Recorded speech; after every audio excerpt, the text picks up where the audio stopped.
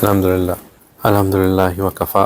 وسلام علی عبادہ الذین اصطفیٰ اما بعد فاعوذ باللہ من الشیطان الرجیم بسم اللہ الرحمن الرحیم فسوف یأتی اللہ بقوم یحبهم ویحبونہ سبحان ربک رب العزة عما یصفون سلام علی المرسلین والحمد للہ رب العالمین اللہم صل علی سیدنا محمد وعلى آل سیدنا محمد وبارک وسلم اللہم صل علی سیدنا محمد وعلى آل سیدنا محمد وبارک وسلم اللہم صل علی سیدنا محمد وعلى آل سیدنا محمد وبارک وسلم رب یسر ولا تعسر وتمم بالخیر وبک نستعین رب زدنی علما یا فتاح یا فتاح یا فتاح۔ الحمدللہ، اللہ سبحانہ تعالیٰ کا احسان، اللہ سبحانہ تعالیٰ کا ہم پہ بہت کرم، ہم اپنے مالک کا جتنا شکر ادا کریں کم ہے کہ اللہ سبحانہ تعالیٰ نے اپنے فضل سے، اپنے کرم سے، اپنی رحمت سے ہمیں ایک بار پھر اس بابرکت محفل میں شامل ہونے کی توفیق عطا فرمائے۔ ہمارا یہاں ہونا یہ محض اللہ کی رحمت سے ہے، اس میں نہ تو کوئی کمال آپ کا ہے نہ میرا ہے۔ اگر اللہ نہ چاہیں تو ہم تمام تر وسائل کے ہونے کے باوجود کسی نہ کسی عذر کی وجہ سے یہاں نہ ہوتے۔ اگر اللہ کی اجازت نہ ہو تو کوئی نہ کوئی ایسی رکاوٹ آ جائے گی جس کی وجہ سے یہ کام نہیں ہو پائے گا۔ کسی چیز کا دوام کے ساتھ ہونا، یعنی کہ کنسسٹنسی کے ساتھ ہونا، یہ اللہ سبحانہ تعالیٰ کو بہت پسند ہے، اور اگر کسی چیز پہ کنسسٹنسی نصیب ہو جائے تو یہ نور علی نور ہے۔ مختلف جگہوں پہ مختلف جگہیں چیزیں ملتی ہیں۔ ہم اسکول، کالج، یونیورسٹی جاتے ہیں، وہاں پہ ہمیں امید یہ ہوتی ہے کہ ہمارے علم یا نالج میں اضافہ ہوگا۔ ہم مال جاتے ہیں اس امید سے کہ وہاں پہ فلاں دکان ہے، ہمیں وہاں سے وہ چیز مل جائے گی۔ ہم پلے گراؤنڈ جاتے ہیں، کوئی پارک جاتے ہیں اس امید سے کہ چلو وہاں پہ ہمیں تفریح کا کچھ موقع مل جائے گا۔ ہم مختلف جگہوں پہ کسی نہ کسی مقصد سے جاتے ہیں اور وہاں پہ کچھ نہ کچھ ہمیں ملتا ہے جانے سے۔ اللہ کی ذکر کی یہ مجالس، یہاں پہ اللہ کی محبت ملتی ہے۔ یہاں پہ ہم صرف اور صرف ایک چیز لینے آتے ہیں اور وہ ہے اللہ کی محبت۔ یہاں پہ ہمیں کھینچ کے لانے والی چیز بھی اللہ کی محبت ہے، یہاں پہ ہمیں بٹھائے رکھنے والی چیز بھی اللہ کی محبت ہے، اور یہاں سے لے کے جانے والی چیز بھی صرف اللہ کی محبت۔ یہ مجالس ہیں ہی اللہ کی محبت کو بانٹنے کا ایک ذریعہ۔ ہمارا اس مجلس میں شامل ہونا، اس کی اٹریکشن ہی یہ ہونی چاہیے کہ مجھے یہاں پہ اللہ کی محبت ملے گی۔ میں یہاں جو آؤں گا، جو میں سنوں گا، جو میں سیکھوں گا، جو میں اپنے ساتھ لے کے جاؤں گا، وہ صرف اور صرف مجھے اللہ کی محبت میں بڑھائے گی۔ اور یہی لٹمس ٹیسٹ ہونا چاہیے۔ جب ہم خود بھی سوچیں اس کے بارے میں، جب ہم خود بھی اس کے بارے میں غور کریں، تو ہم یہی دیکھنا چاہیے کہ کیا ان مجالس کے بعد میرے دل میں اللہ کی محبت بڑھ رہی ہے یا نہیں۔ کیا میں جو کھنچا چلا آتا ہوں یہاں پہ، یا جو چیز مجھے روکتی ہے کہ جمعے کی رات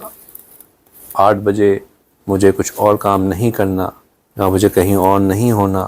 مجھے یہاں ہی ہونا ہے، تو وہ کیا چیز ہے؟ اور دل سے جواب آنا چاہیے کہ وہ اللہ کی محبت ہے، بس فقط۔ اور اگر ہم یہ دیکھ رہے ہیں کہ ہم اس کے اوپر باقی چیزوں کو پرائیورٹائز کر رہے ہیں، تو ہمیں اپنے آپ سے سوال کرنا چاہیے کہ وہ ایک جگہ جہاں اللہ کی محبت بٹتی ہے، وہ ایک جگہ جہاں اللہ کی محبت اوپن سپلائی ہوتا ہے، وہ ایک جگہ جہاں جانے کی نیت سے ہی اللہ کی محبت ملنا شروع ہو جاتی ہے، میں اس کو بھی پرائیورٹائز نہیں کر سکتا۔ ہفتے میں ایک دن، ایک چیز، ایک جگہ، اور وہ بھی میں نہیں شامل ہو سکتا۔ میں اپنے آپ کو گلٹی کرانے کے لیے نہیں ہے، مجھے گلٹی کرانا پسند نہیں ہے، لیکن کچھ چیزوں پہ اپنے آپ سے سوال کرنا چاہیے، اپنا محاسبہ کرنا چاہیے، اور اپنے آپ سے جواب لینا چاہیے۔ ہو سکتا ہے کہ آپ کے پاس ایک جینوئن ریزن ہو سکتا ہے کہ آپ کہیں کہ میں تو چاہتا تھا، ہو سکتا ہے کہ جواب یہی آئے کہ نہیں، میرے تو دل میں واقعی ہی چاہت تھی، ہاں بس تقاضے ایسے بن گئے، میں اللہ سے مانگتا ہوں کہ یا اللہ آپ تو جانتے ہیں کہ میں آپ کے لیے کتنا تڑپ رہا تھا، کتنا میں خواہش مند تھا، لیکن آگے جو آپ کی چاہت میں اس میں راضی۔ یہ بھی ہو سکتا ہے، ضروری نہیں ہے کہ آپ نہیں آئے تو اس کا مطلب ہے کہ آپ میں چاہت کی کمی تھی، قطعی ایسا نہیں ہے، لیکن کم از کم اپنے آپ سے سوال تو ضرور کرنا چاہیے تاکہ جواب تو ملے، اور اپنے آپ سے جینوئن ہونا چاہیے کہ کیا وجہ تھی، کس چیز نے مجھے روکا، کس چیز نے مجھے روکا جو میں آج اس چیز میں دوسرے کام میں لگ گیا، یہ کام میں نے سیکنڈ پرائیورٹی کر دی، اور اس جواب پہ پھر غور کرنا چاہیے، پھر اپنے آپ سے پوچھنا چاہیے واز اٹ ورتھ اٹ۔ ہم پچھلے کچھ ہفتوں سے اللہ کی محبت کے بارے میں بات کر رہے ہیں، اور بہت سی باتیں اس کے بارے میں ہم نے کی، لیکن پچھلی دفعہ جو ایک بات چل رہی تھی وہ یہ تھی کہ ایک عجیب معاملہ ہے، ایک عجیب اصول ہے کہ اللہ سبحانہ تعالیٰ کہتے ہیں کہ یحبہم و یحبونہ، کہ پہلے اللہ تعالیٰ بندے سے محبت کرتے ہیں اور پھر بندہ اللہ سے محبت کرنا شروع کرتا ہے، یعنی کہ اللہ بندے سے محبت کرتے ہیں تو بندے کو اللہ سے محبت ہوتی ہے، حالانکہ مومن تو وہ ہے جو کہ اللہ سے شدت سے محبت کرنا شروع کرتا ہے۔ اس سے یہ بھی بات سمجھ میں آتی ہے کہ جس کو اللہ سبحانہ تعالیٰ ایمان کی توفیق دے دیتے ہیں، مومن بننے کے لیے پہلا قدم کیا ہے؟ بندے کا ایمان لانا، تو جس کو اللہ تعالیٰ ایمان کی توفیق دے دیتے ہیں، یہی اس کے لیے سب سے بڑی نشانی ہے کہ اللہ تعالیٰ اس کے لیے خیر چاہتے ہیں، اس سے محبت کرتے ہیں۔ ہم سب کا ایمان والا ہونا یہ اللہ کی بہت بڑی نعمت ہے۔ جس فتنے کے زمانے میں ہم رہتے ہیں وہاں پہ بہت سے لوگ مسلمان گھرانے میں پیدا ہونے کے باوجود ایمان سے خالی ہیں۔ آج کل کا 16 سال سے 25 سال تک کا اکثر حصہ ایمان سے خالی ہے، وہ اللہ کو ایسوسیٹ ہی نہیں کر پاتے، وہ اس بات پہ وہ اس قدر مادی دنیا میں کھنچ چکے ہیں، پھنس چکے ہیں کہ اگرچہ کہ وہ نام کے مسلمان ہیں، پاسپورٹ پہ ان کا ریلیجن اسلام لکھا ہوا ہے، رہتے وہ ایک مسلمان گھرانے میں ہیں، ایک مسلمان معاشرے میں ہیں، لیکن ایمان سے خالی۔ ایمان کی نعمت ہونا یہ اللہ سبحانہ تعالیٰ کی طرف سے بہت بڑی نشانی ہے، بہت بڑی محبت کی علامت ہے، اور اس پہ اللہ کا شکر ادا کرنا چاہیے۔ یا اللہ آپ نے مجھے ان لوگوں میں سے بنایا جن کو ایمان دیا اور ایمان کی قدر عطا فرمائی۔ پھر ہم نے کچھ علامات دیکھیں کہ جب اللہ بندے سے محبت کرنا شروع کرتے ہیں تو بندے کے اندر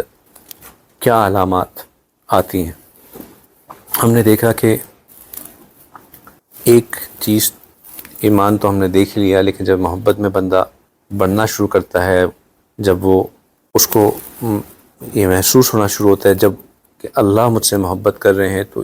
ایک نشانی جو اس کو نظر آتی ہے وہ یہ ہے کہ اللہ بندے کے لیے کفیل بن جاتے ہیں، اس کے کاموں کو سنوارنا شروع کر دیتے ہیں۔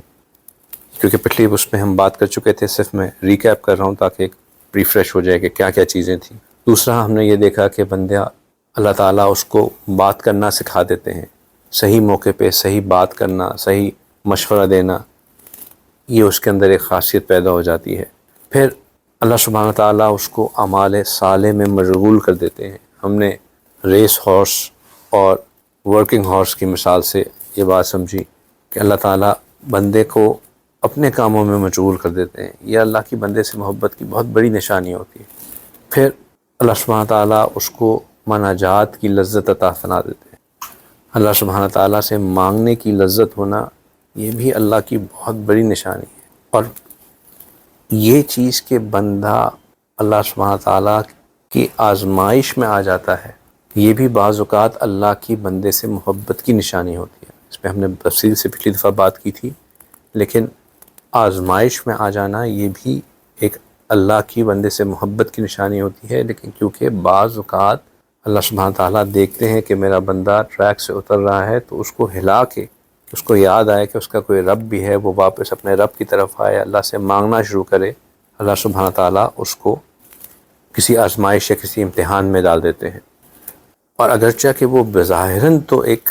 امتحان میں ہوتا ہے، لیکن اس کا دل ہمیشہ مطمئن اور سکون میں ہوتا ہے۔ تو یہ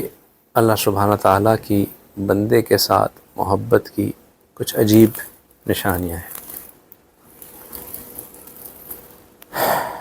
جب بندہ اللہ کے لیے تڑپنا شروع کرتا ہے، اللہ کی چاہت اس کے اندر بسنا شروع ہوتی ہے، تو یہ بات بھی ہم نے کی کہ اس کی محبت سے ہر غیر کی محبت ختم ہونا شروع ہو جاتی ہے، کیونکہ اللہ کی محبت ڈیمانڈ ہی یہ کرتی ہے کہ ہر غیر کی محبت دل سے نکل جائے۔ تو اس سفر کے شروع میں ایک کیفیت بندے کے اوپر یہ آتی ہے کہ وہ باقی ہر چیز سے ہٹ کٹ جاتا ہے، وہ اس کو خلوت جلوت سے زیادہ محبوب ہونا شروع ہو جاتی ہے۔ اب یہ بات لوگوں کو پریشان کرتی ہے۔ اس سفر کے شروع میں جب بندہ ذکر کرنا شروع کرتا ہے اور اس کو ذکر کے اثرات اس کے اوپر آنا شروع ہوتے ہیں، تو اس کو احساس یہ ہوتا ہے کہ اب جو میری پچھلی انسپریشنز تھیں، جو میرے پچھلے گولز تھے، جو میری موٹیویشنز تھیں، وہ اب ویسی نہیں رہی ہیں۔ I'm not driven by the same things۔ پھر بعض اوقات لوگوں کو یہ احساس ہوتا ہے کہ میرے تو اب کوئی دوست ہی نہیں رہے، وہ جو میری دوستوں کی ایک گروپ ہوتا تھا، جن کے ساتھ میں بچپن سے چل رہا تھا، ہمارا ایک سرکل تھا، وہ رہا ہی نہیں ہے، میں تو اپنے دوستوں سے بالکل کٹ گیا ہوں۔ بعض اوقات اس کے ارد گرد کے لوگ اس کو احساس دلاتے ہیں کہ تم تو بالکل آئسولیٹ ہو گئے ہو، کٹ گئے ہو، تم نے تو اپنے آپ کو ہر ایک سے الگ کر لیا ہے، کیا تم نے اپنے آپ کو جو ہے وہ ایک اس طرح تھوڑی کوئی دنیا میں رہتا ہے، لوگوں سے مل جل کے رہنا ہوتا ہے، اور دنیا تو یہ کون سا اسلام ہے کہ ہر ایک سے بندہ کٹ جائے اور ہر ایک سے بالکل دور ہو جائے۔ یہ سب باتیں بالکل ٹھیک ہیں، ایسا اسلام کوئی نہیں ہے کہ بندہ ہر ایک سے کوئی کٹ جائے۔ اسلام میں رہبانیت بھی نہیں ہے کہ بندہ جنگل میں جا کے وقت گزارے، صحیح ہے یہ بات، لیکن جو لوگ سمجھ نہیں پاتے وہ یہ ہے کہ جو شروع میں انسان کے اندر ایک کیفیت ہوتی ہے کٹنے کی، خلوت میں جانے کی، آئسولیٹ ہو جانے کی، بے رغبتی پیدا ہو جانے کی، ہر چیز سے پٹ آف ہو جانے کی، موٹیویشنز ختم ہو جانے کی، انسپریشن نہ رہنے کی، یہ ایک ٹیمپرری فیز ہوتا ہے جس سے گزرنا ضروری ہوتا ہے اپنے دل کو باقی ہر چیز سے خالی کرنے کے لیے۔ جو بندہ اس راہ پہ چلا ہے وہ ضرور کچھ عرصے کے لیے اس سٹیج سے ضرور گزرا ہے، جہاں پہ وہ آئسولیٹ ہوا، جہاں پہ پرانی دوستیاں ختم ہوئیں، جہاں پہ جو دنیا کی محبتیں تھیں، چاہتے تھیں، یہ چاہنا ہے، یہ بننا ہے، یہ گاڑی، وہ بنگلہ، یہ بیگ، فلاں ڈھمکرا، میں کہتا ہے یار میں تو اب وہ رہا ہی نہیں ہوں۔ حالانکہ میں تو پہلے، خواتین کہتی ہیں کہ پہلے میں تو یہ ڈریس پہنتی تھی، وہ کہتی تھی یہ تھا، یہ ڈیزائنر، وہ ڈیزائنر، اب تو وہ چاہت ہی نہیں رہی، اب تو ذہن جاتا ہی نہیں اس کی طرف۔ یہ دل میں جو دنیا سے بے رغبتی پیدا ہونا ہے، یہ اللہ کی محبت کے آنے کی ایک علامت ہے۔ ہر غیر سے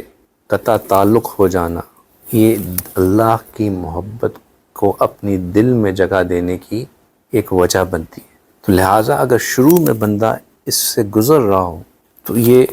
کوئی گھبرانے والی سٹیج نہیں ہوتی، یہ ایک ٹیمپرری سٹیج ہوتی ہے۔ اور یہی وجہ ہے کہ یہ سفر انسان اکیلے نہیں کرنا چاہیے، یہ سفر کسی شیخ کے ساتھ، کسی کی صحبت میں رہ کے کرنا چاہیے، تاکہ وہ آپ کو گائیڈ کر سکے، تاکہ وہ آپ کی ان علامات کو دیکھ کے آپ کو سمجھا سکے کہ نہیں، یہ گھبرانے والی بات نہیں ہے، یہ تو ایک سٹیج ہے، اس پہ چلنا ہے، آگے اور بہت سے مراحل آنے ہیں۔ چونکہ بندہ خود چل رہا ہو اور پھر کسی دن کوئی پرانا دوست ملے، وہ انسان کو بیٹھ کے پورا لیکچر دے کے دیکھو تم نے تو یہ کر لیا، تم تو یوں ہو گئے ہو، یوں ہو گئے ہو، آئسولیٹ ہو گئے، اسلام ایسا کون، اسلام ویسا کون، تو بندہ تو ایک جو ہے نا کنفیوژن کا شکار ہو جاتا ہے، اور شیطان کو موقع مل جاتا ہے اور اس کو بالکل تباہ کر کے رکھ دیتا ہے۔ حضرت خواجہ مجذوب کیا خوب فرماتے ہیں کہ ہر تمنا دل سے رخصت ہو گئی، اب تو آجا، اب تو خلوت ہو گئی، ایک تم سے کیا محبت ہو گئی، ساری دنیا ہی سے وحشت ہو گئی۔ تو یہ محبت دل میں ایسی وحشت پیدا کرتی ہے، یہ صرف اشعار نہیں ہے، یہ واقعی ایک کیفیت ہے۔ محبوب کی کسی بات پہ ناراضگی بھی نہیں ہوتی ہے، لاکھ جھر کو اب کہاں پھرتا ہے دل، ہو گئی اب تو محبت ہو گئی۔ تو یہ ایک انسان کے دل میں ایک انقلاب آتا ہے۔ اللہ سبحانہ تعالیٰ جب بندے سے محبت کرنا شروع کرتے ہیں تو محبت کرتے کرتے پھر اللہ سبحانہ تعالیٰ خود ہی ایک حدیث قدسی میں فرماتے ہیں کہ ایک مقام آتا ہے جہاں بندہ اللہ سبحانہ تعالیٰ کے ساتھ اس قدر قریب ہو جاتا ہے، بلکہ حدیث مبارکہ کی ہم خود ہی دیکھتے ہیں کہ اللہ سبحانہ تعالیٰ کیا فرماتے ہیں کہ میرا بندہ نفلی عبادت کے ذریعے میرا قرب پاتا رہتا ہے حتیٰ کہ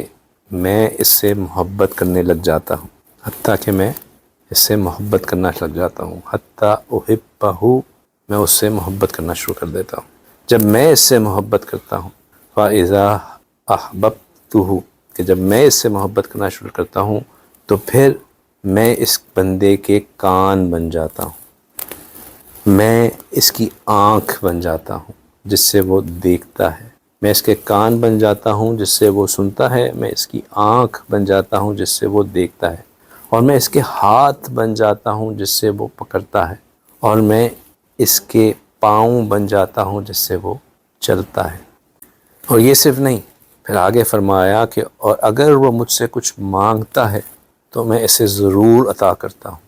اور اگر مجھ سے وہ مانگتا ہے تو میں اسے وہ عطا کرتا ہوں، ٹھیک ہے۔ ہاں، اور اگر وہ مجھ سے پناہ مانگتا ہے تو میں اس کو پناہ عطا کرتا ہوں۔ ویسے تو ہم نے اس حدیث مبارکہ کا بہت دفعہ مطالعہ کیا، لیکن محبت کرنے والوں نے، اللہ کی محبت کو سمجھنے والوں نے اس کے کچھ چند عجیب معارف لکھے۔ 3 نقطے اس حدیث کے بارے میں فرمائے۔ انہوں نے کہا کہ پہلا نقطہ بطور طالب علم اگر ہم اس کو غور کریں کہ اللہ سبحانہ تعالیٰ نے اس حدیث مبارکہ میں آنکھ، کان، ہاتھ اور پاؤں، ان 4 اعضاء کا ذکر کیوں کیا؟ یہ کیوں فرمایا کہ میں اس کا کان بن جاتا ہوں، آنکھ بن جاتا ہوں، ہاتھ بن جاتا ہوں، پاؤں بن جاتا ہوں؟ تو مشائخ کہتے ہیں کہ اس میں نقطہ یہ ہے کہ آنکھ اور کان انسان کے دل میں محبت لاتے ہیں، آنکھ اور کان انسان کے دل میں محبت لاتے ہیں، اور ہاتھ اور پاؤں اس محبت پر جم جایا کرتے ہیں۔ تو یہ جو 4 چیزیں ذکر کی، ان 4 چیزوں کا تعلق انسان کی اللہ سے محبت اور اللہ کی بندے سے محبت کے ساتھ تھا۔ جب انسان کو کسی سے محبت ہوتی ہے تو اس لیے ہوتی ہے کہ اس کی آواز سب سے پہلے پسند آتی ہے، یا اس کو دیکھتا ہے تو وہ آنکھوں سے دل میں بس جاتا ہے، آنکھوں کو چیز بھری لگتی ہے، وہ دل میں اپنی جگہ بنا دیتی ہے۔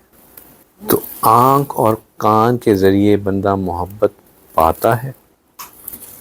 اور ہاتھ اور پاؤں اس پہ جم جاتے ہیں۔ ابھی آنکھ کے ذریعے اور آواز، کان کے ذریعے اور آنکھ کے ذریعے محبت کا پانا، یہ اتنی فیکچول چیز ہے کہ اس کا ذکر اللہ سبحانہ تعالیٰ نے قرآن میں خود فرمایا۔ ہم وہ جو آیت مبارکہ ہے جس میں اللہ سبحانہ تعالیٰ نے عورتوں کو خاص طور پہ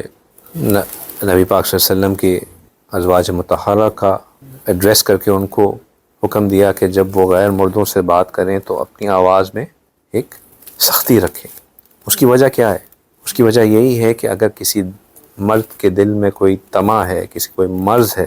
تو ایسا نہ ہو کہ آپ کی نرم گفتار سے اس کے دل میں کوئی شک و شبہ پیدا ہو جائے، کوئی غلط انٹینشن پیدا ہو جائے۔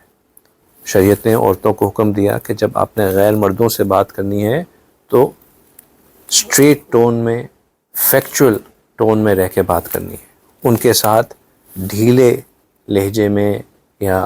نرمی کے ساتھ بات نہیں کرنی، کیونکہ نرمی سے بات کرنے سے شیطان جو ہے ان کے دل میں کوئی غیر شرعی چاہت یا خواہش پیدا کر سکتا ہے۔ اور عام تجربہ بھی یہی ہے کہ جہاں آج کل سوشل میڈیا کا دور ہے، سوشل میڈیا کے دور میں بھی بات چیت شروع، آپ نے ایک پوسٹ کی، اس کے اوپر کوئی کامنٹ آیا، اس کامنٹ کے جواب میں پھر آپ نے کچھ کہا، ابھی تو بات چیت بھی نہیں، آواز بھی نہیں سنی ہوتی، ابھی تو صرف کامنٹ ہی چل رہے ہوتے ہیں۔ اس کامنٹ سے پھر بات آگے بڑھی، شروع میں ہوتا ہے بھائی آپ نے بہت اچھا کامنٹ لکھا، پھر بہن جی بالکل ایسے ہی ہوا، وہ بھائی بہن سے بات شروع ہوتی ہے، پھر وہاں سے ہوتا ہے کہ اچھا میں اس میں مزید سمجھنا چاہتا ہوں، چلیں یار یہ بھی چھوڑیں۔ شیطان اتنا بدبخت ہے کہ وہ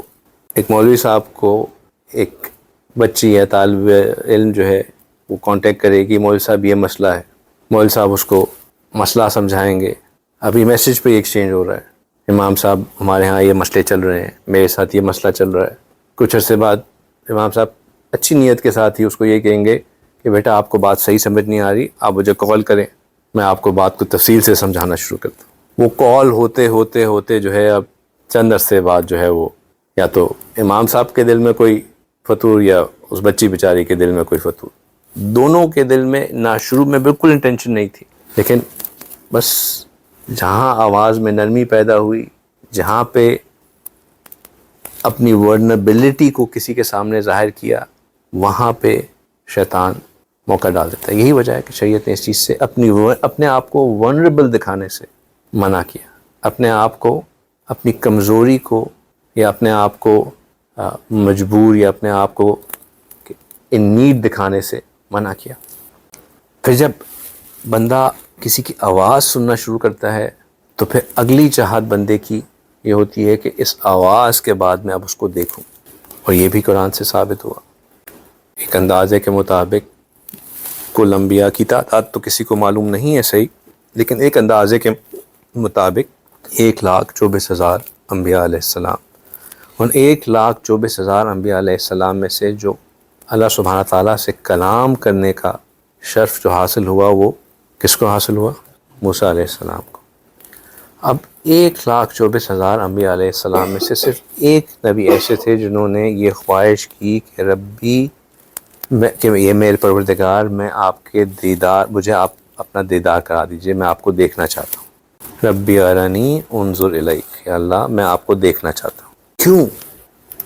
مفسرین یہ کہتے ہیں کہ ان تمام انبیاء علیہ السلام میں سے صرف موسیٰ علیہ السلام ایسے تھے جو اللہ سبحانہ تعالیٰ سے کلام کرتے تھے، اور کیونکہ وہ موسیٰ علیہ السلام سے کلام کرتے تھے تو ان کے دل میں یہ خواہش پیدا ہوئی کہ میں اب اپنے رب کو دیکھنا چاہتا ہوں۔ جب بات چیت شروع ہوتی ہے، جب کان میں آواز آنا شروع کرتی ہے تو نظریں چاہتی ہیں کہ اب میں بھی دیکھوں کہ میں کس سے بات کر رہا ہوں۔ لہٰذا اگر غیر محرم سے بات کرنی ہو تو بات اتنی کریں کہ جو ٹو دا پوائنٹ ہو، اس کو آگے مت بڑھائیں۔ لمبی بات کا موقع دیا تو پھر چیز آگے بڑھتی ہی چلی جاتی ہے۔ تو پہلی چیز جس کا ذکر کیا وہ یہ کہ بندے کے آنکھ اور کان اور آنکھ بن جاتے ہیں، کیونکہ یہ اس سے محبت دل میں داخل ہوتی ہے۔ اور پھر ذکر کیا کہ ہاتھ اور پاؤں کا، کیونکہ محبت اب آ جاتی ہے تو پھر جو اس کا ایکسپریشن ہوتا ہے وہ ایکسپریشن بندے کے ہاتھ اور پاؤں کے ذریعے ہوتا ہے، وہ اس کو جماتے ہیں، محبت کو اس پہ جم جاتے ہیں۔ جب پھر دوسرا نقطہ جو مفسرین نے نکالا کہ اللہ سبحانہ تعالیٰ نے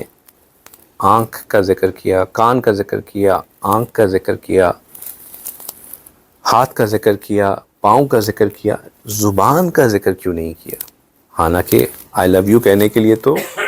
زبان ہی چاہیے ہوتی ہے، محبت کا اظہار کرنے کے لیے تو زبان ہی چاہیے، تو آخر زبان کا ذکر کیوں نہیں ہوا؟ تو انہوں نے کہا کہ زبان کا ذکر اس لیے نہیں کیا کہ انسان زبان سے ایسی بات بھی کر لیتا ہے جو اس کے دل میں نہیں ہوتی۔ تو اللہ تعالیٰ زبانی دعووں پہ یقین نہیں کرنا چاہتے، اللہ تعالیٰ محبت حقیقی طور پہ دیکھنا چاہتے ہیں کہ جب کان اور آنکھ سے محبت دل میں آ گئی تو اب ہاتھ اور پاؤں محبت پہ جمے رہیں اور پکا اظہار کریں۔ زبانی دعووں سے کہ میں اللہ سے بہت محبت کرتا ہوں، میں اللہ کو بہت چاہتا ہوں، یہ اللہ کے ہاں نہیں چلتے۔ زبانی آئی لو یو اللہ کہتے رہنا یہ کافی نہیں ہے۔ لبیک لبیک یا رسول اللہ لبیک، یہ زبانی کہتے رہنا کافی نہیں ہے۔ جب لبیک یا رسول اللہ کہنا ہے تو پھر اس پہ کامل اتباع سنت کر کے دکھانا ہے۔ سنت کی محبت دل میں جب ہو تو پاؤں اور ہاتھ اس کے اوپر جمے رہیں۔ ہم زبانی طور پہ تو یہ کہتے رہیں کہ ہم اللہ کے بڑے عاشق ہیں، لیکن نماز میں سستی، تکبیر اولیٰ میں سستی، تہجد کی توفیق نہیں، اور دعوے ہم کریں کہ جی ہم اللہ کے بڑے عاشق ہیں. تو یہ جو کانٹرڈکشن ہے یہ برداشت نہیں ہے، لہٰذا زبان کا ذکر نہیں کیا. پھر اللہ نے ایک اور چیز جو فرمائی کہ یہ بندہ جو ہے مستجاب الدعوات بن جاتا ہے، کہ جب یہ مجھ سے مانگتا ہے وَإِن سَأَلَنِي تو میں اس کو ضرور بالضرور عطا کرتا ہوں، لَأُؤْتِيَنَّهُ کہ میں اس کو ضرور بالضرور عطا کرتا ہوں. کیونکہ جو ہاتھ اٹھانا ہے یہ بندے کی، جیسے ہم پہلے بات کر چکے ہیں، اللہ کی بندے سے محبت کی نشانی ہے. اور بندے کو اگر مصائب اور آلام آتے بھی ہیں تو وہ ان سے گھبراتا نہیں ہے، یہ اس کے درجات کو بڑھانے کے لیے ہوتے ہیں. ایک اور بہت کامن مسکنسیپشن ہے، وہ یہ ہے کہ یہ کہا جاتا ہے کہ بھئی اللہ کی راہ میں زیادہ آگے مت بڑھنا، کیونکہ جو لوگ اللہ کی راہ میں زیادہ آگے ہوتے ہیں ان کے اوپر آزمائش بہت آتی ہے. تو ہم تو کمزور بندے ہیں، ہمیں کیا ضرورت ہے کہ اتنی آزمائشوں کے لیے آگے بڑھیں. لیکن یہ ایک شیطانی دھوکہ ہے، بیوقوفی کی بات ہے. اگر چھوٹی موٹی آزمائش آنے سے انسان کے درجات بڑھ جائیں اور وہ اللہ کے زیادہ قریب ہو جائے تو اس سے زیادہ خوشی کی کیا بات ہوگی. اچھا، میں ایک چیز ہمیشہ سوچتا تھا، پھر مجھے اللہ کا الحمدللہ اس کا جواب تسلی بخش مل گیا. وہ یہ تھا کہ یہ جو ہم کہتے ہیں کہ جو بڑے بڑے مشائخ ہیں، یہ مستجاب الدعوات ہیں، اور فلاں بندہ ان کے پاس جاتا ہے اور وہ اپنی فلاں بیماری کا ذکر کرتے ہیں اور وہ بندہ اس کے لیے دعا کرتے ہیں اور فوراً وہ صحت یاب ہو جاتا ہے اور کوئی مسئلہ نہیں ہو، سب کی دعائیں ان کے لیے، ان کی دعا کسی کے حق پہ قبول ہو جاتی ہے. اور اکثر دیکھا ہے کہ وہ بزرگ کسی نہ کسی بیماری میں شکار ہوتے ہیں، کسی نہ کسی جسمانی تکلیف سے گزر رہے ہوتے ہیں. تو اگر یہ اتنے بڑے مشائخ ہیں، اتنے ان کی اللہ تعالیٰ کے ساتھ رسوخ ہے، تو وہ ایک چھوٹی موٹی دعا اپنے لیے بھی کر لیں، اللہ تعالیٰ ان کی دعا کو ان کے لیے حق میں بھی قبول کر لیں گے. شیطانی وساوس اس طرح آ کے انہی غلط سوچ کی طرف مائل کرتے ہیں. تو اس کا جواب یہ ہے کہ یہ اللہ کی رضا میں راضی ہوتے ہیں. یہ ان مصائب کو، ان تکالیف کو، ان مصیبتوں کو مصائب دیکھتے ہی نہیں ہیں. ان کو یہ جسمانی بیماری، جسمانی مشکل، جسمانی تکلیف اللہ کی طرف سے عذاب نظر ہی نہیں آ رہا ہوتا. وہ یہ سمجھتے ہیں کہ یہ تو اللہ کی طرف سے ایک نعمت ہے مجھے اللہ کے قریب کرنے کے لیے. اس تکلیف میں ہر مجھے اللہ کے زیادہ قریب کرتی ہے، ہر ٹیس مجھے اللہ کی طرف متوجہ کرتی ہے. تو میں کیوں اس ٹیس سے دور پاؤں؟ یہ جو مجھے انجیکشن لگتا ہے، اتنی موٹی سوئی میرے اندر جاتی ہے اور میں اس میں اللہ کو یاد کرتا ہوں، تو میں کیوں اس چیز سے چھٹکارا کراؤں کہ جو ایک مجھے موقع مل رہا ہے اللہ کی طرف جانے. وہ اللہ کی رضا میں راضی ہوتے ہیں. اور جب بندہ اللہ کی رضا میں راضی ہوتا ہے تو پھر اس کو تکلیف ہی نظر نہیں آتی. تو وہ کیوں دعا کریں کہ یا اللہ مجھے اس تکلیف سے دور کر دے. انہیں تو اس غم اور آلام سے بھی محبت ہوتی ہے کہ اس کی وجہ سے وہ اپنے رب کے زیادہ قریب ہو رہے. پھر سمجھ میں آتا ہے یہ شعر کہ تیرے عشق نے مجھے غم دیا، میرے غم کی عمر دراز ہو. وہ مقام آئے خدا، میرے عشق پہ تجھے ناز ہو. پھر یہ غم نہیں لگتے. حضرت جی بہت خوبصورت پڑھتے ہیں شعر کو. میرے ذہن میں ان کی آواز گونج رہی ہے لیکن مجھے اس طرح بولنا نہیں آتا. تیرے عشق نے مجھے غم دیا، میرے غم کی عمر دراز ہو. وہ مقام آئے خدا، میرے عشق پہ تجھے ناز ہو. اللہ اکبر. جب بندہ اللہ سے محبت کرتا ہے پھر عشق میں ایک ایسا مقام آتا ہے کہ اس کی محبت پہ اللہ سبحانہ تعالیٰ کو ناز ہوتا ہے، اور اللہ فرشتوں میں اس بندے کی محبت کا ذکر کرتے ہیں کہ دیکھو یہ میرا بندہ، اس کے پاس دنیا کی ہر آسائش، ساتھ ایک خوبصورت جوان بیگم، لیکن وہ محبت اس کو میں جگا دیتی ہے، کھڑا کر دیتی ہے، مصلی پہ بٹھا دیتی ہے. جب اللہ سبحانہ تعالیٰ ایک دستور ہے اللہ سبحانہ تعالیٰ کہ جب اللہ بندے سے کوئی چیز لیتے ہیں تو پھر اللہ اس کو ہمیشہ بڑھا کر واپس کرتے ہیں. یہ بات ذہن میں رکھیں کہ اللہ سبحانہ تعالیٰ بہت غیور ہیں، اور اللہ کی غیرت اس چیز کا اس کو برداشت نہیں کرتی کہ اللہ نے کسی سے کوئی چیز لی ہو اور اس کو ویسے ہی لٹا دیں. یہ کوئی دنیا کا دستور تھوڑی ہے کہ جس سے جتنا لیا ہے اتنا ہی یا اس سے کچھ کم لٹا دو تو بات پوری ہو جائے. اللہ جب بندے سے کچھ لیتے ہیں تو ہمیشہ اس کو اس سے کئی دگنا زیادہ دیتے ہیں، کئی دگنا زیادہ دیتے ہیں. اللہ سبحانہ تعالیٰ نے ایوب علیہ السلام کو آزمایا، ان کو بیمار کیا، ان کی بیوی بچے فوت ہو گئے، مال و دولت بھی چلا گیا. جب اللہ تعالیٰ نے ان کی آزمائش ختم کی تو اللہ نے ان کو یہی کہا کہ وَوَهَبْنَا لَهُ أَهْلَهُ وَمِثْلَهُمْ مَعَهُمْ رَحْمَةً مِنَّا وَذِكْرَىٰ لِأُولِي الْأَلْبَابِ،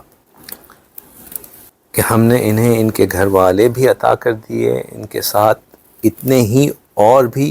تاکہ ان پر ہماری رحمت ہو اور عقل والوں کے لیے ایک یہ یادگار نصیحت ہے. سیدنا ابراہیم علیہ السلام کو بیٹے کو قربان کرنے کو کہا، انہوں نے اللہ سبحانہ تعالیٰ کی بات پہ فوراً بات مانی. جب عمل کرنے لگے اللہ سبحانہ تعالیٰ نے بیٹے کو بچا لیا، وہ بیٹا بھی واپس لوٹا دیا. اور اس کے بعد اللہ خود فرماتے ہیں کہ ہم نے ان کو نہ صرف اسحاق علیہ السلام بطور بیٹا دیے بلکہ یعقوب علیہ السلام ایز اے نافلہ عطا فرمایا. نافلہ یعنی کہ مزید، یہ ان کے ڈائریکٹ ڈسینڈنٹ تو نہیں تھے لیکن اسحاق علیہ السلام سے نیچے جتنے بھی انبیاء علیہ السلام آئے اس دنیا میں وہ سب اسحاق علیہ السلام کی نسل میں سے تھے. وَوَهَبْنَا لَهُ إِسْحَاقَ وَيَعْقُوبَ نَافِلَةً، اور سب کے سب کو صالحین بنایا. وَكُلًّا جَعَلْنَا صَالِحِينَ. تو یہ اللہ سبحانہ تعالیٰ نے ایک بیٹے کی قربانی پہ تیار ہونے کے اوپر ان کو مزید بیٹے بھی دیے اور پھر ان کی آگے نسلوں میں سب کو صالح اور انبیاء بنایا. اللہ سبحانہ تعالیٰ کی محبت ہم پہ فرض بھی ہے اور اللہ سبحانہ تعالیٰ کی محبت بندے کے اوپر قرض بھی ہے. جب اللہ بندے سے محبت کرتے ہیں تو بندے کو بھی چاہیے کہ وہ اللہ سے محبت کرے. اللہ سبحانہ تعالیٰ نے بندے کو، ایک آیت مبارکہ ہے سورہ توبہ میں، اس میں اللہ تعالیٰ نے ہمیں یہی حکم دیا ہے کہ اگر جو باقی جائز محبتیں ہیں، تمہارے باپ، تمہارے بیٹے، و اخوانکم و ازواجکم، تمہارے بھائی، تمہارے گھر والے، و عشیراتکم، یا تمہارے خاندان والے، و اموالک، یا تمہارا وہ مال، ان اقترفتموہا، جس کا تمہیں کم ہو جانے کا کوئی ڈر ہے، و تجارت تخشون کسادہا، جس یا تمہاری وہ تجارت جس میں تمہیں نقصان ہو جانے کا کوئی غم ہے، و مساکن تردونہا، وہ گھر جو تمہیں بہت تمہارے قریب ہیں، جن سے تم بڑی محبت کرتے ہو، احب الیکم من اللہ و رسولہ، اگر تمہیں زیادہ محبوب ہیں اللہ سے اور اس کے رسول سے، پھر آگے کہا اللہ کی راہ میں نکلنے سے، تو اللہ سبحانہ تعالیٰ کہتے ہیں فتربصوا، پھر انتظار کرو، رکو، دیکھو پھر ہوتا کیا ہے تمہارے ساتھ، حتی یأتی اللہ بامرہ. تو اللہ تعالیٰ نے کہا کہ میری محبت تو میرے محبوب کی محبت تو تمہارے اوپر فرض ہے، یہ آپشنل چیز نہیں ہے، یہ آپشنل چیز نہیں ہے. آپ صلی اللہ علیہ وسلم نے فرمایا لا یؤمن احدکم حتی اکون احب الیہ من والدہ وولدہ والناس اجمعین. تم میں سے کوئی شخص اس وقت تک مومن ہی نہیں ہو سکتا جب تک کہ میں اسے اپنے والد، اپنی اولاد اور تمام گھر والوں سے زیادہ محبوب نہ ہو جاؤں. تو یہ محبت ہمارے اوپر فرض بھی ہے اور قرض اس لیے ہے کہ جب اللہ محبت فرماتے ہیں تو اب ہمیں اسے لوٹانا ہوگا، اب ہمیں اسے لوٹانا ہوگا.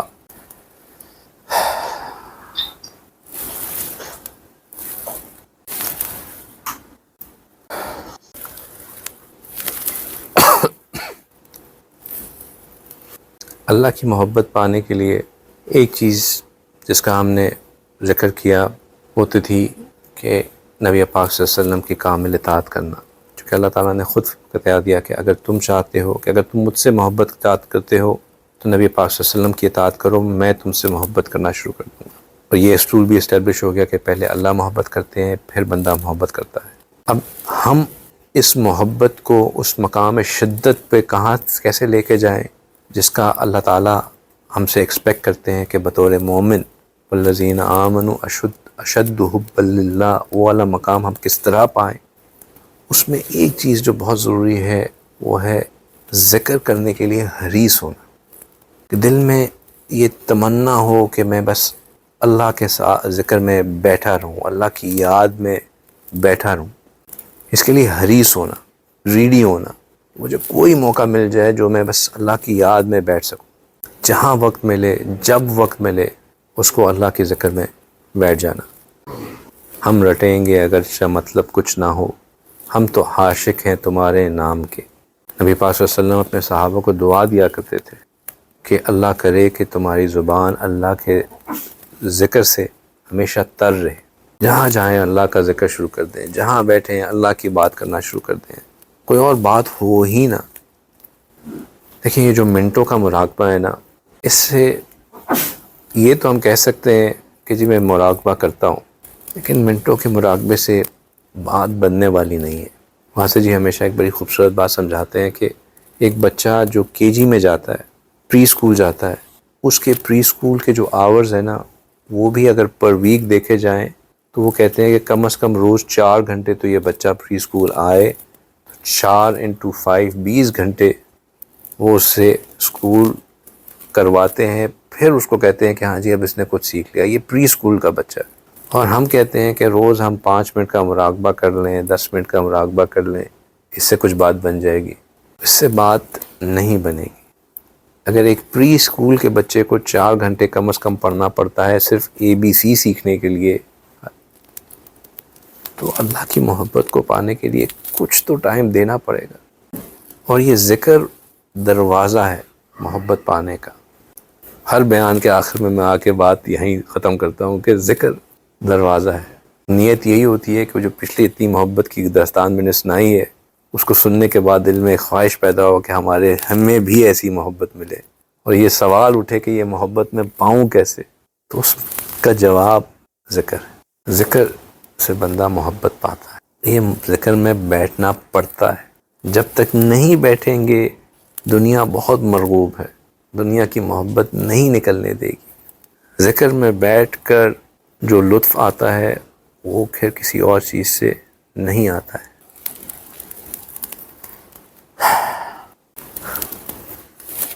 مجنون کو لیلا سے محبت تھی، تو وہ اس کی محبت میں اتنا پاگل تھا کہ اس کی محبت کے علاوہ اس کو کوئی چیز سمجھ ہی نہیں آتی تھی۔ اس کا باپ اس سے بڑا تنگ تھا کہ کیا میرا بیٹا ایک عورت کی محبت میں ایسا شکار ہو گیا ہے کہ اس کے علاوہ اس کو کچھ سمجھ ہی نہیں آتا۔ تو اس نے کہا کہ چل میرے ساتھ، میں تمہیں بیت اللہ لے کے جاتا ہوں تاکہ تم وہاں پہ جا کے اس نفسانی محبت سے توبہ کرو اور اس سے نجات پاؤ۔ تو اپنے باپ کے کہنے کے اوپر عمرے کے لیے چلا تو گیا۔ وہاں جا کے اس نے بیت اللہ کا غلاف پکڑا، غلاف پکڑ کے دعا کرنے لگا کہ الہی تبت من کل معاصی، کہ یا اللہ میں ہر گناہ سے توبہ کرتا ہوں، ولیکن من حب لیلا لا اتوب، لیکن میں لیلا کی محبت سے توبہ نہیں کرتا۔ اس کے باپ ساتھ ہی کھڑا تو اس نے سنا کہ یہ کیا بات ہوئی، یہ میں اس کو توبہ کرانے لایا ہوں لیلا کی محبت سے، اور یہ کہہ رہا ہے کہ میں ہر معاصی سے توبہ کرتا ہوں، لیلا کی محبت سے توبہ نہیں کرتا۔ تو اس نے اس کو آنکھیں دکھائیں، تو اس نے پھر آگے دعا پڑھی کہ الہی کہ اے اللہ تو لیلا کی محبت کو میرے دل سے کبھی نہ نکالنا، اور یا اللہ جو اس بات پہ آمین کہ اس کے تمام گناہوں کو معاف کر دینا۔ تو اس کی دل میں لیلا کی محبت ایسی رچی بسی تھی کہ وہ اس کو نکالنا بھی چاہتا تھا تو نہیں نکال سکتا تھا۔ میں نے پہلے بھی ذکر کیا کہ وہ جو ہمیں میٹرک FSC میں جن لوگوں نے میٹرک FSC کی ہے، جب ہم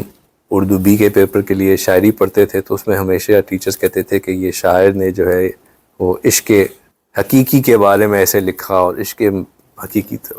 مجازی جو ہے اس کا یہ مطلب تھا، عشق حقیقی کا یہ مطلب تھا۔ تو اس وقت ہم کہتے تھے کہ یار یہ تو مطلب صاف صاف نظر آ رہا ہے کہ اس نے اپنے محبوب کے لیے ایسی باتیں لکھی ہیں، ان کو یہ زبردستی یہ عشق حقیقی فٹ کر رہی ہیں ٹیچر۔ لیکن تجربے نے یہ سکھایا کہ وہ جو محبت ہوتی ہے وہ جس کو شاعر اس طرح بیان کرتے ہیں وہ دراصل ہو ہی صرف عشق حقیقی میں سکتی ہے۔ عشق مجازی تو ایک سبب بنتے ہیں اس محبت کو سیکھنے کا جو دراصل عشق حقیقی کی ہوتی ہے۔ کسی نے مجنون کو اس کی وفات کے بعد خواب میں دیکھا تو اس سے پوچھا کہ مجنون تیرے ساتھ اللہ نے کیا معاملہ کیا؟ تو مجنون نے کہا کہ اگرچہ میں بہت گناہ گار شخص تھا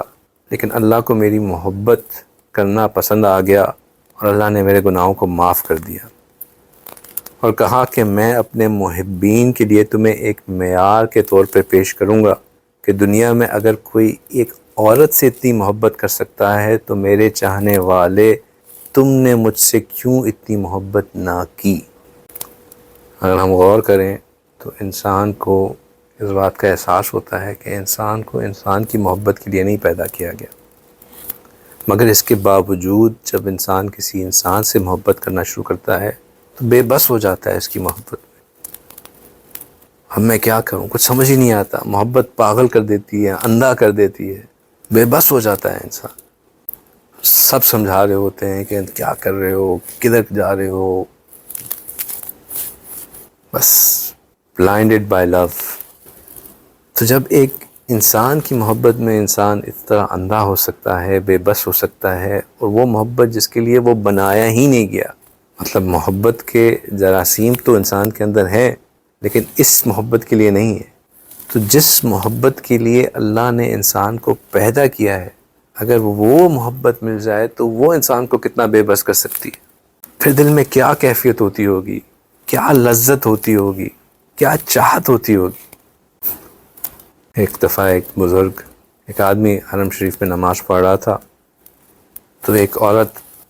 اس کے سامنے سے گزر گئی، تو اس نے ایک دم سے نماز توڑ کے اس عورت کو بلایا اور اس سے ناراض ہوا کہ تمہیں نظر نہیں آ رہا تھا کہ میں نماز پڑھ رہا ہوں اور تم نے میری نماز میں میرے سامنے سے گزر گئی، سارے میری نماز کو تم نے خراب کر دیا۔ تو اس عورت نے کہا کہ بھائی بات یہ ہے کہ میرا بچہ گم گیا ہے اور میں اپنے بچے کی محبت میں اتنی پاگل اور اتنی دیوانی ہوئی تھی کہ میں نے غور ہی نہیں کیا کہ کوئی نماز پڑھا ہے، میں اس کو ڈھونڈنے کے لیے نکل گئی۔